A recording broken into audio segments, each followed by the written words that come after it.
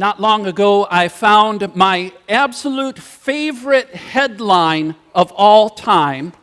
It says, "Wife crashes her own funeral, horrifying her husband who had paid to have her killed." Isn't that great? Kind of tells the whole story, right? It's all there and really catches your eye. This one from the Washington Post, as near as I can tell, this is a true story because I'm not clever enough to make up this kind of stuff. It happened her name is Noella Rukundo, and she lives in Melbourne, Australia, where she's been happily married for about 10 years. And it was about a year ago that her mother died back in her native Burundi, and she went to go attend the funeral. And while she was there, she was kidnapped by some thugs who told her that they had been hired by her husband to abduct her and kill her. And she didn't believe them. So they got him on the speakerphone and said, "We have her. What do you want us to do with her?" And she heard his voice say, "Kill her." That's when she fainted. When she came to, the thugs told her, "We are not going to kill you because we don't kill women." They said, "We're going to hold you until the money clears the bank account, and then we're going to let you go." And that's exactly what they did. It was a couple days, and then they left her at the side of the road with an envelope. In that envelope was a recording of his phone calls setting up the abduction and to kill her, copies of the receipts for the money that he paid them, and a cell phone. I'm delighted to report that the first thing she did was call her pastor. I'm even more delighted to report that he figured out what to do. And so he arranged to get her back home to Melbourne without telling anybody. Because you see, her husband had been going around and telling everybody that there had been a terrible accident and she had died tragically, and isn't it awful? There isn't even a body, and lots of tears and weeping, and they had arranged a funeral. There were mourners, people coming, bringing casseroles and things like that. All of this going on as she was smuggled back into the community, and it was at the funeral that she was sitting in a car down the street. And she watched as the mourners came out and watched as they were paying their respects to her husband. And she watched as the last of the mourners drove away. That's when she got out of the car. And she looked at him and started walking toward him. He saw her, immediately put his hands to his head and said, "Is it my eyes? Is it a ghost?" And again, I wouldn't dare write this. So she said, and I'm not kidding, "Surprise, I'm not dead." He came walking toward her, she said, like he was stepping on broken glass, muttering to himself out loud, walked up to her and poked her in the shoulder. Poked her again, discovered she was distressingly real, jumped back and started screaming. Can you see why I like this story?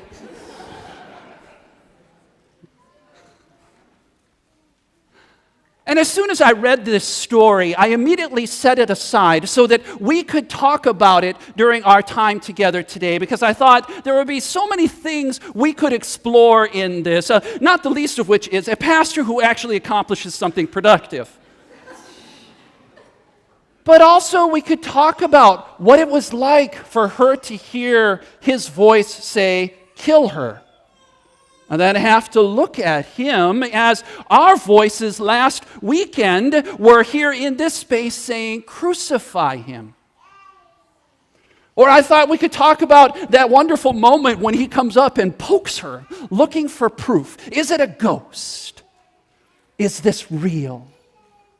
And I thought we could probably talk about how at Easter we often are looking for proof. It is hard to believe and hard to understand, and so we want that scientific proof. And I thought this story would be good for us to share today, but then I started to get nervous.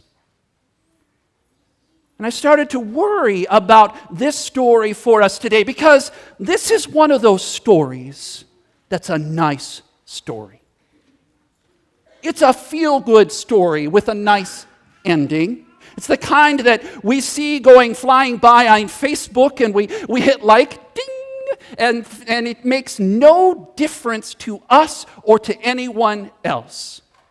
It is an idle tale. And I began to worry that if we brought that story as our story to talk about today, you might think that that's what Easter is. An idle tale, a feel-good moment with a nice ending. And the truth is, we are here because we desperately want to know if Easter has anything to say to Brussels, to Paris, San Bernardino, Kalamazoo.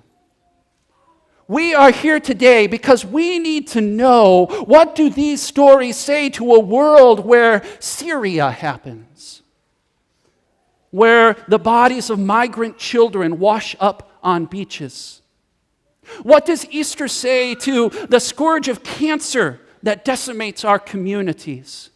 And what does Easter say to a town like ours where there are children who will go to bed tonight crying because their bellies are empty? We are here because we desperately need to know, what does Easter say to a world like this?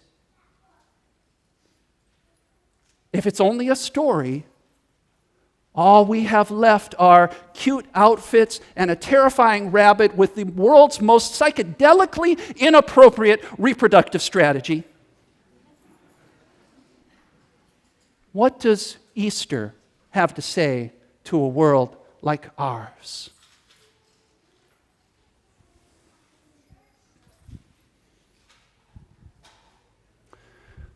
Now, as we enter the Easter story together, if there's one group of folks who are in this narrative that we can probably relate to, or speaking for myself, that I can connect with the easiest, it's got to be those disciples who are huddled there in their room. I mean, think about what they've been through.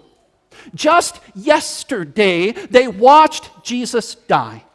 They watched their friend whom they had pledged their lives to be arrested for nothing, beaten, tried, and then put nails through his hands and die on a cross. It was awful. It was horrible. It was bloody. It was violent. It was everything we would never want to see. And then they had to watch as that body was taken down and laid broken in a tomb. And they, like us, watched that body, looking at the chest, waiting, hoping it would rise just one last time, but still left with that terrible stillness that death leaves us.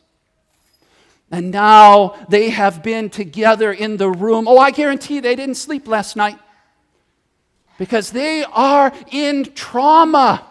They are having to wrestle now with a world where this kind of thing can happen to people who don't deserve it. And how can they continue forward with this terrible loss and what they've seen? Oh, they are gathered together all night with the tears still prickling on their faces. And it was early this morning that some of their group, some of the women, went to do what only they could do. They had prepared spices and lotions and ointments and taken wrappings and linens. And they'd gone to the graveyard. Gone to go care for that beloved broken body one last time, the last thing they could do for their beloved Jesus. While the disciples stayed huddled in their grief and their bewilderment, brokenhearted. But now the women had come back, crashed into the room with eyes wide, faces ashen, lips trembling as they told them, oh, we went to the grave, all right.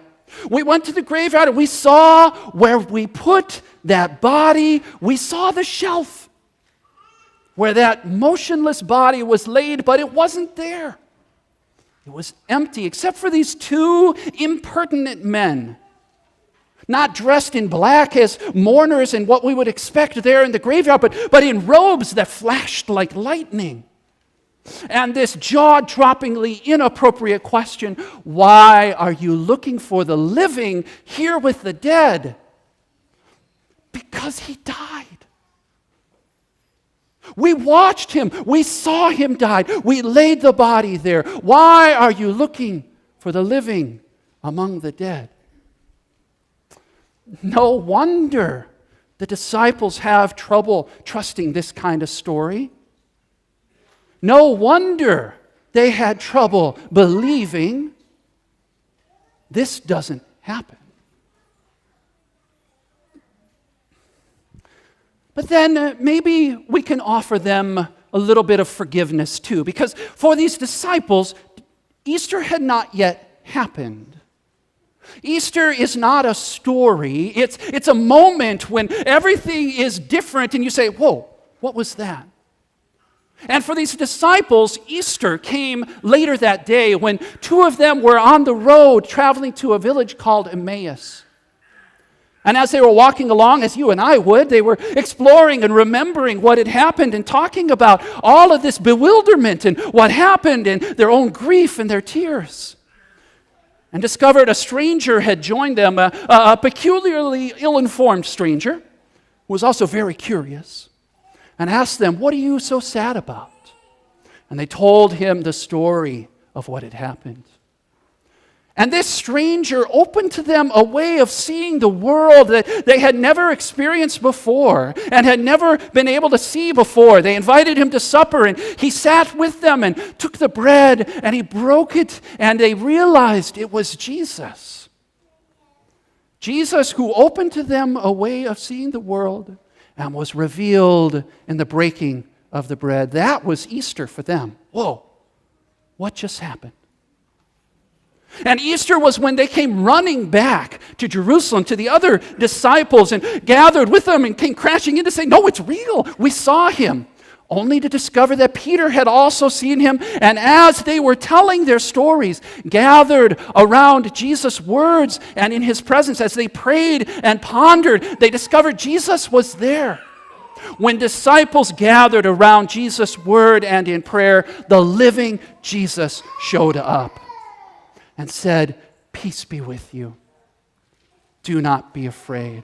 That was Easter for them. Because Easter is not a story. It's that moment when we realize that everything we've been taught about how to see the world is not the end truth. Everything we've been taught about how the world works isn't the deepest truth. But it is only God getting started. Easter is that moment when we discover God at the heart and the middle of all things, creating a new heaven and a new earth, because this one is broken. This one has things like terrorism and disease and broken households. This one has depression and fear. This one has broken nations and broken bodies. This one is filled with fear and terror and so many voices that want to control us by making us afraid. There is no amount of shining up this world that's going to make it okay, but that's all right. Our God doesn't go in for renovations. Our God goes in for creation. And God is at the heart of all things, making a new heaven and a new earth. That is Easter. Just when we think we know the story, just when we think we know how it ends, just when we think we've got everything boxed up and under control, that's when we discover that God is just getting started. And so Easter means for us that fear doesn't get the last word. Terrorism doesn't get the last word. Warfare doesn't get the last word. Politics doesn't get the last word. And huddling behind a wall in fear is not the last word. The last word is Jesus. And that last word is grace and mercy and forgiveness and love. God's last word is Jesus. So Easter says to us and to the world that God is right in the middle of all things, even and maybe especially when He's hard to see, creating a new heaven and a new earth. God is loose and live in the world. And that means that as you go out from here to your regular everyday life, as you go to school and to work and you're shopping and driving, as you go home and you're working out in the yard, you are liable to see Jesus at any moment because Christ is alive. And Christ is God's last word for the world. So keep your eyes open. You're liable to see Jesus at any moment, for Christ is alive. Happy Easter.